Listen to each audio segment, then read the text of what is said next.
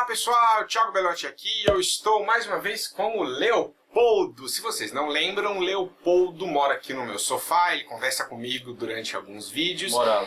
E ele é um dos diretores do curta A Ocupação, que recebeu tantas mensagens de amor nos comentários direcionadas a mim, como se tivesse alguma coisa a ver com o filme. E o Infrator também. E o Infrator também, que está aqui no canal. Então, quem ficou chateado com o filme por algum motivo, mandem mensagem para o Leopoldo e não para mim, tudo bem? Não, mano. Hoje a gente foi assistir ao filme O Rastro. Quem é o diretor?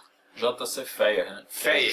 João Caetano Feyer, que fez curtas-metragens. Fez curtas-metragens, a gente descobriu quando chegou aqui, né? Que ele fez um curta-metragem muito bom chamado A Balada das Duas Mocinhas Botafogo. É um bom curto, tem no Porta Curtas. Eu não vi. Vale a pena conferir. Para todos os efeitos, é um diretor iniciante em longas, mas primeiro vamos à sinopse. É um suspense com elementos de horror. Fala da questão da saúde pública, o Rio de Janeiro está em crise, há uma norma judicial que manda fechar certos hospitais, e o protagonista é um ex-médico, que assim, ele ainda é médico, mas ele trabalha na administração. Na parte burocrática, né? E ele tem que fechar um hospital, e os médicos não querem fechar, e aí no meio disso ocorre o desaparecimento de uma paciente, que deixa ele meio obcecado, ele começa a investigar o que aconteceu com ela. O diretor, claramente, tem um bom conhecimento da mise-en-scène. Então ele enquadra muito bem, ele faz uns panning shots super suaves, ele tem uma sacada muito boa com foco. Então tem uma cena onde o casal protagonista está conversando na cozinha,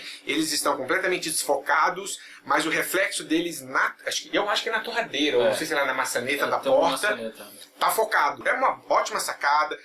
Muitas tomadas aéreas também. Sim. Para mim, nessa questão da fotografia, principalmente, assim, o filme tem uma bela equipe, um belo apuro técnico, né, de realização. E a parte da fotografia é que mais se destaca mesmo. O personagem, ele vai sempre, inicialmente, ele está no claro, e depois ele vai sendo colocado sempre no escuro, no contraluz, né? E essa construção se dá pela fotografia, né? Isso diz ao respeito do protagonista, né? O diretor de fotografia é o Gustavo Adba. Ele fez o Faroeste Caboclo. Fez um filme muito bom que eu sempre falei pra você assistir, que chama Entre Nós, tem no Netflix. Ainda não vi. Netflix. Na cena de abertura mostra o casal na cama, ele levanta e já tem uma contraluz bem legal. Sim. Então você já, logo de cara, você sabe que tem um trabalho de iluminação bem feito aí. Meu problema inicial com o filme é que o diretor me lembrou um pouquinho o Zack Snyder.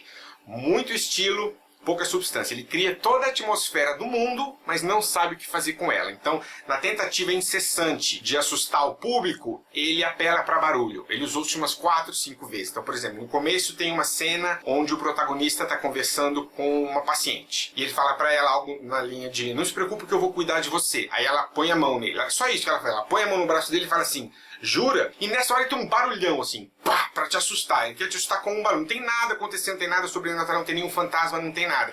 Aí você fala, é um barulho de graça. Então é o diretor que criou. Aqui o hospital é meio fantasmagórico, um hospital sem recursos, né? Então ele cria toda a cena bonitinha, quadradinha, atmosférica, com a luz, tananã, e aí na hora de te assustar ele não sabe como. O hospital tem uma característica própria. Não era um cenário, era um hospital de verdade, é um ambiente real, com a parede mofada, com as rachaduras, e isso trouxe uma realidade muito boa pro filme. Concordo, mas aí o roteiro vai lá e atrapalha, porque ao mesmo tempo em que o hospital é perfeitamente aquela coisa caótica, aquela coisa que claramente não deveria ser um hospital, aí tem uma cena que ele tá andando, aí passa uma enfermeira na frente dele falando: ai, não acredito que quebrou mais um equipamento. Tipo, a gente sabe que o hospital é precário, você não precisa botar um personagem verbalizando, esse tipo de coisa, esse tipo de obviedade no roteiro. Eu entendo que você se incomodou com as questões do jumpscares, do barulho excessivo, mas eu acho que no filme como um todo ele tem pouquíssimos momentos, assim. Primeira vez que ele usa de uma maneira errada, mas depois ele vai usando de maneira espaçada, então não é tão irritante quanto alguns filmes americanos que tem toda ação gera um barulho que tenta trazer uma reação do espectador. Vamos falar do elenco. O protagonista, aliás, co-protagonista, é o Rafael Cardoso. Eu não conhecia esse ator. Eu também não conhecia e gostei bastante do trabalho dele. Assim. Ele começa bem contido, né? É um cara que ele não demonstra muitas emoções, mas isso não é uma falha interpretativa, isso é uma característica do personagem. Ele tem um emprego burocrático, então ele está lá resolvendo, e aí ele se depara com esse desaparecimento e começa a investigar. Eu achei que a transição dele pra ficar completamente consumido pelo desaparecimento da menina e ficar louco, pula de uma sequência pra outra e ele já tá... Eu preciso saber o que aconteceu com ela, eu me culpo, eu deveria ter ajudado ela. Então você fala, mas na cena anterior... Eu já senti já que eles trouxeram um pouco mais de tempo nesse ritmo, na construção desse personagem. Eu não vi que foi tão ansioso mostrar a perturbação mental dele em relação ao desaparecimento. Pela situação caótica que estava no contexto do filme, né, da questão do hospital, dos hospitais fechando, ele já estava estressado com o trabalho. E o fato do desaparecimento torna ele frustrado também, né? Sim. E isso vai trazendo esse peso e aí vai construindo isso. Eu acho que foi construído, pelo menos para mim, de maneira orgânica. Também no roteiro, também no elenco, desculpem, está a Leandra Leal. E aí ela tem um arco muito interessante, porque no primeiro ato do filme, eu achei ela subaproveitada. Ela é uma excelente atriz, mas no primeiro ato inteirinho ela tá lá pra cuidar dele. Ela fala, meu amor, você tá bem? Ai, você tá quente. Meu amor, a culpa não foi sua. Ela não tem o que fazer. Esse coadjuvante tem um propósito durante a trama, né?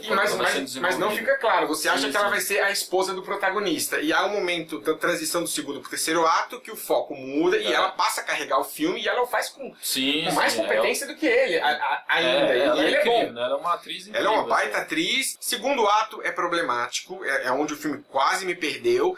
E o terceiro ato é bom. É o melhor ato disparado do filme. Por que o segundo ato é problemático? Por causa do elemento sobrenatural.